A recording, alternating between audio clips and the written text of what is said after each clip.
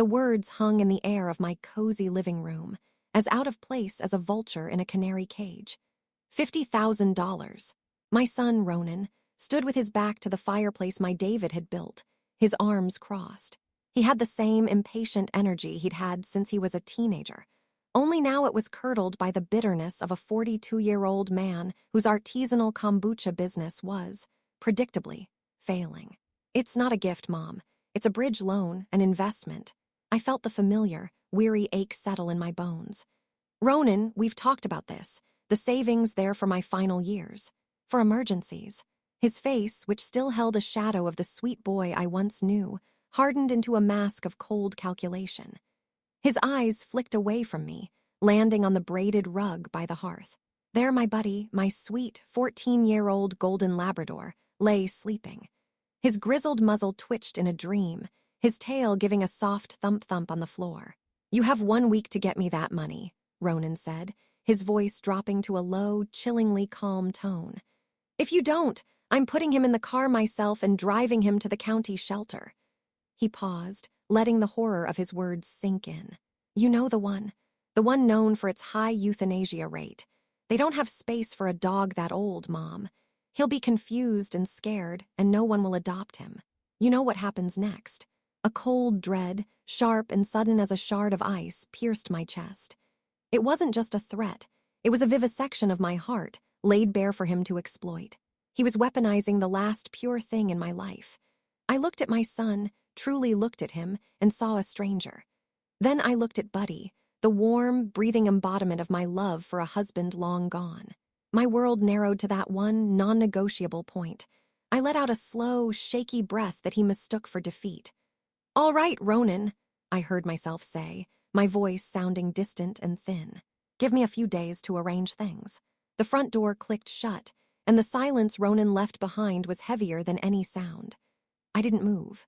I just stood there, listening to the frantic beating of my own heart, a frantic bird trapped in my ribcage. After a moment, I sank into my worn armchair, the one David always used to sit in, and called softly, "Buddy." "See me, boy." He lifted his head, his old bones creaking as he pushed himself up and patted over, resting his chin on my knee.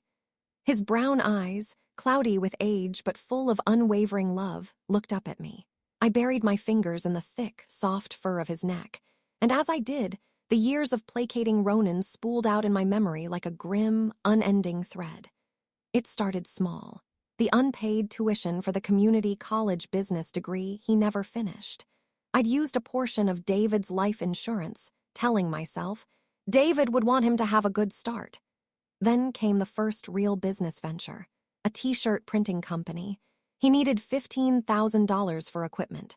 The shirts he designed were juvenile, the market was saturated, and 6 months later, the equipment was collecting dust in a storage unit I was paying for. "The online ad space is a scam, Mom," he'd explained, as if he were the victim of a grand conspiracy, not his own lack of foresight.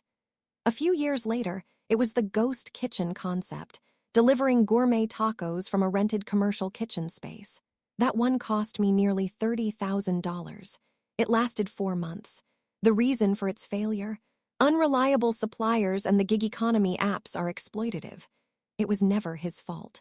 It was always the market, the partners, the economy, the world. Each time I had dipped into the nest egg David and I had so carefully built. He was a carpenter, a man who understood the value of a hard day's work and the security of a solid foundation. He'd left me with this house, fully paid for, and a savings account meant to ensure I would never be a burden to anyone. The irony was a bitter pill. I wasn't a burden, I was a resource. A bank. Buddy sighed, a warm puff of air on my hand, and it brought me back to the day David and I brought him home. A clumsy, golden furball tumbling over our feet. "He'll keep you busy when I'm gone, Martha," David had joked, his voice rough with an emotion he rarely showed. He'd been gone 10 years now, and Buddy had kept me busy. He was my reason to get up in the morning, my walking companion in the crisp autumn air, my silent confidant on lonely evenings. He was the keeper of my routines, the warm presence in an empty house, the last living piece of my life with David. He wasn't just a dog. He was my family. And Ronan, my own son, had just put a price on his head. That night, sleep was a distant country I couldn't reach. I lay in bed, the familiar weight of Buddy sleeping on the floor beside me, his soft snores a comforting rhythm in the dark. But tonight, they were a fragile sound, a heartbeat I was suddenly terrified of losing. I felt the rhythmic rise and fall of his chest, a steady, living metronome against the chaos in my own. Every time I closed my eyes, I saw Ronan's face, not as a son, but as a predator. The casual cruelty in his voice echoed in my ears, replaying his threat word for word. He had described the shelter with such detached precision, painting a picture of cold concrete floors and the cacophony of desperate, barking animals.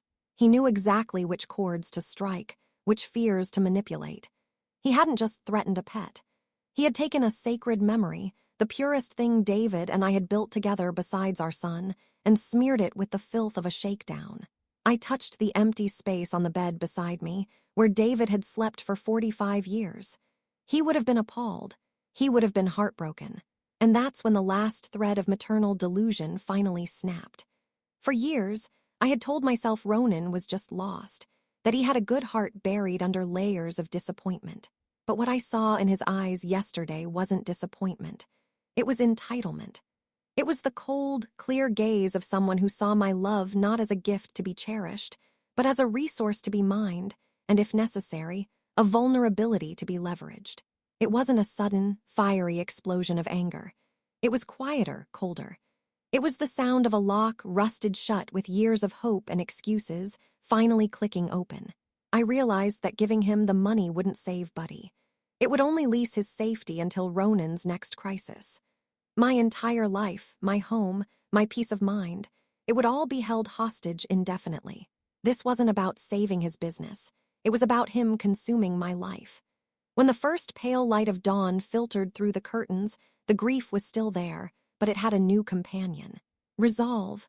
A cold, hard certainty settled in my stomach. I knew I wouldn't be going to the bank. Not for Ronan, anyway. I had a different kind of withdrawal to make. On Monday morning, I bypassed my usual bank and instead drove to a quiet, tree-lined street downtown. I had an appointment I'd made through a friend, with a man whose name was spoken with a mix of reverence and relief. Mr. Chen, an estate planning attorney. His office was nothing like I expected. It wasn't old or stuffy. It was bright, modern, and filled with plants. Mr. Chen himself was a man who exuded a calm, professional empathy. He had kind eyes behind stylish glasses and a way of listening that made you feel like you were the only person in the world. For the first time in a decade, I told the whole story to someone who wasn't family. I laid it all out. The failed businesses, the constant drain on my finances, the emotional toll, and finally, the unforgivable threat against Buddy. I expected judgment or at least a pitying sigh. I got neither. Mr. Chen simply nodded, his expression unreadable but attentive.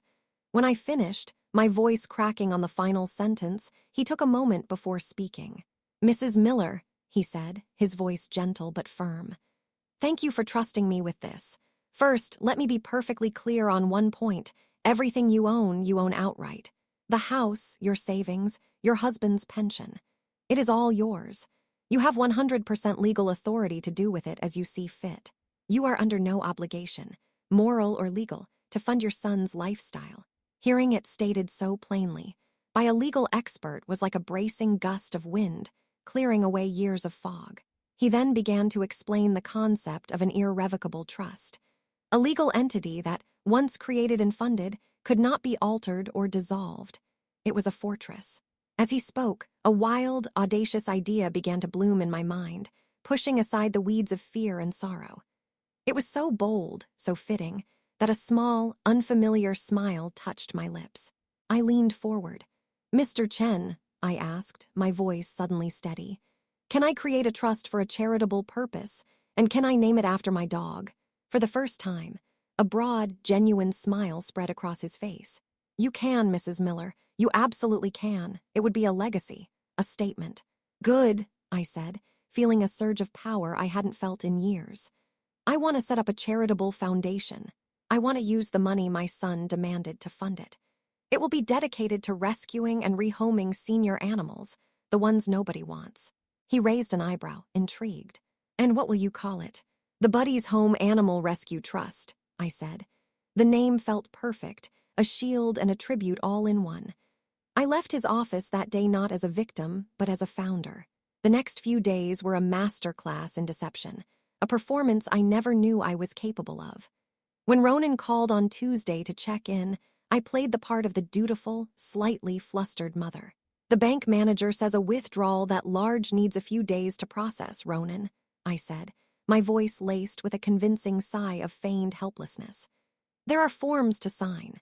You know how it is. Just make sure it's done by Friday, Mom, he'd said, the impatience barely masked in his tone. He believed me completely. Why wouldn't he? I had always been his safety net, his reliable source. The thought that I would, or could, do anything else was simply not in his realm of possibility. He even softened his tone, feigning concern. You doing okay? Don't overdo it. The hypocrisy was so blatant it was almost comical. While Ronan was envisioning his kombucha empire being saved, I was a woman on a mission. My days were a whirlwind of quiet, focused activity.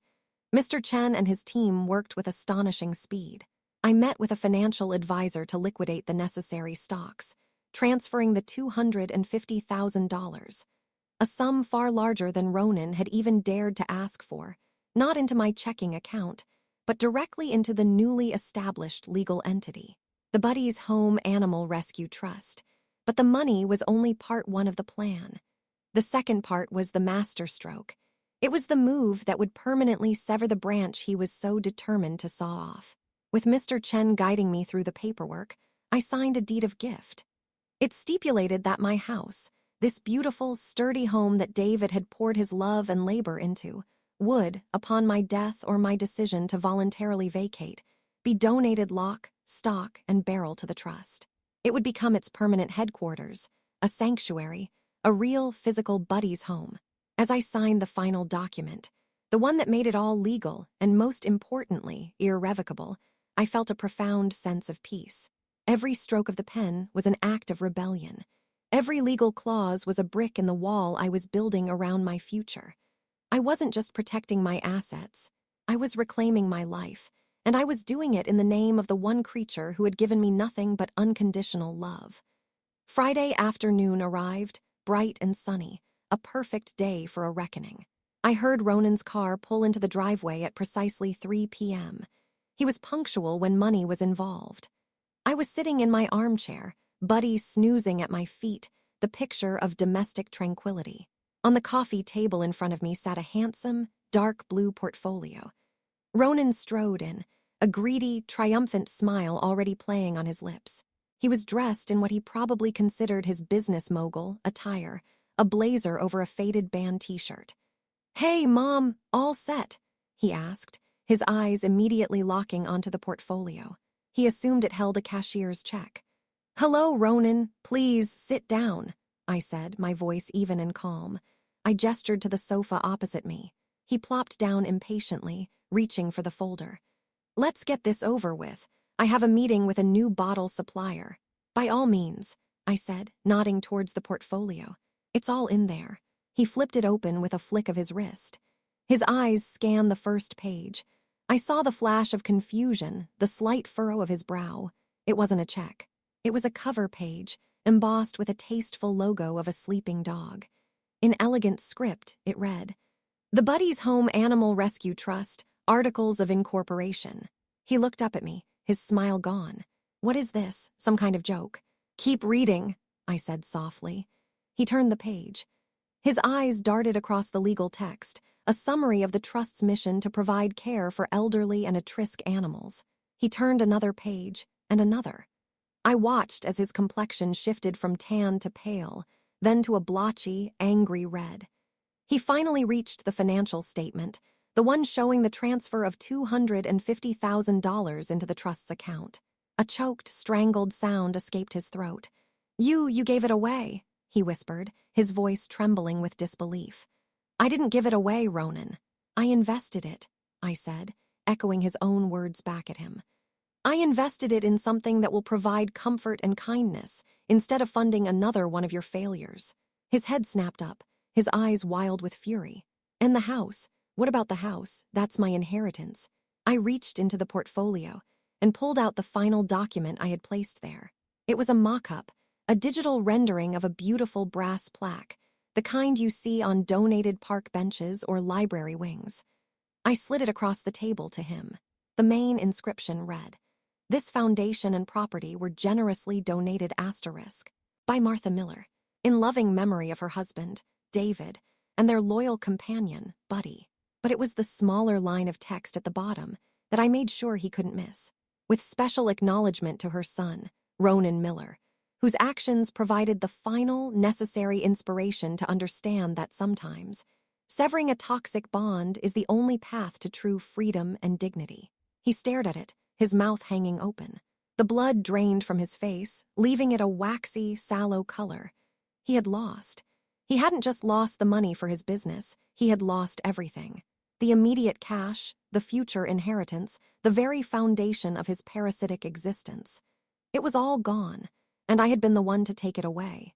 The silence stretched for a full 10 seconds before it shattered. Ronan lunged to his feet, the portfolio sliding to the floor. "You can't do this," he roared, his voice cracking with a mixture of rage and panic. "That's my money. That house is mine."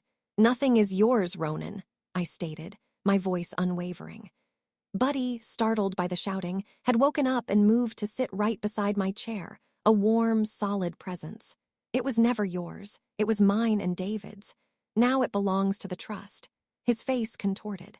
The mask of the aspiring entrepreneur fell away, revealing the desperate, entitled manchild beneath. He began to pace, running his hands through his hair. "I'll sue you. I'll tell them you're senile, that you're not competent to make these decisions." "You can try," I said, my calm infuriating him further. "Mr. Chen, my lawyer, has a full record of our meetings, along with a psychiatric evaluation I voluntarily underwent last week. I am, I assure you, perfectly competent." The threat of legal action evaporated, replaced by a torrent of vitriol. He cursed me, cursed David, even cursed the dog. Then, seeing his anger was having no effect, he switched tactics. His face crumpled, and he sank back onto the sofa, burying his face in his hands. The sobs began great, theatrical, heaving sounds. "Mom, I'm sorry," he cried. "I didn't mean it, I was just stressed. Please, you can't do this to me. We're family." Years ago, those tears would have broken my heart. Now, I felt nothing. It was like watching a bad actor in a play I'd seen one too many times. I let him cry for a moment before I spoke. "The time for apologies is long past, Ronan." I stood up, walked to my writing desk, and took out a checkbook. I wrote a check for $200 and signed my name. I walked back and placed it on the coffee table in front of him. "This is the last dollar you will ever receive from me," I said, my voice devoid of all emotion. "It's enough for a motel room for a few nights while you figure out what to do next. After that, you are on your own. Now, I want you to leave my house." He looked from the check to my face, his eyes searching for any sign of weakness, any crack in my resolve. He found none. He snatched the check, his face a mask of pure hatred, and stormed out, slamming the front door so hard that a picture on the wall rattled. I stood in the sudden, profound silence, and for the first time in a decade, I didn't feel the ache of loneliness.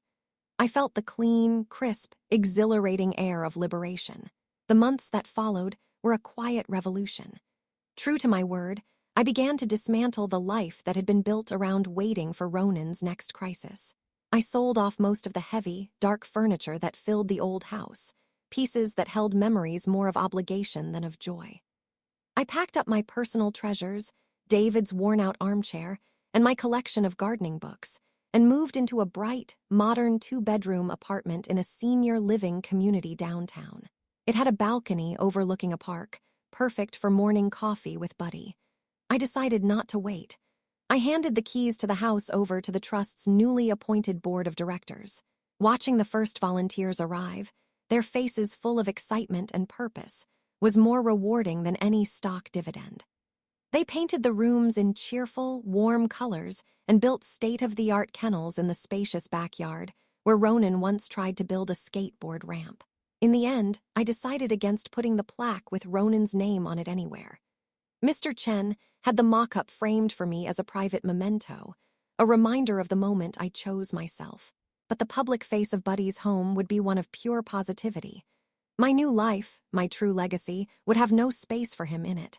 Now my days are full. I'm the lead volunteer at the foundation I created. I'm not just Martha, the widow, or Mom, the ATM. I'm Martha, the founder. I spend my mornings in the sun-drenched office, what used to be my living room, coordinating adoption events. My afternoons are for walking the new arrivals, their happy barks echoing in the yard. Buddy, in his golden years, has become the official greeter, his calm demeanor soothing even the most frightened newcomers. My life is filled with the purrs of contented cats, the wagging tails of grateful dogs, and the warm camaraderie of people united by a common kindness. I have found a peace I never thought possible, a dignity I forged myself, and a future that is, finally and completely, my own.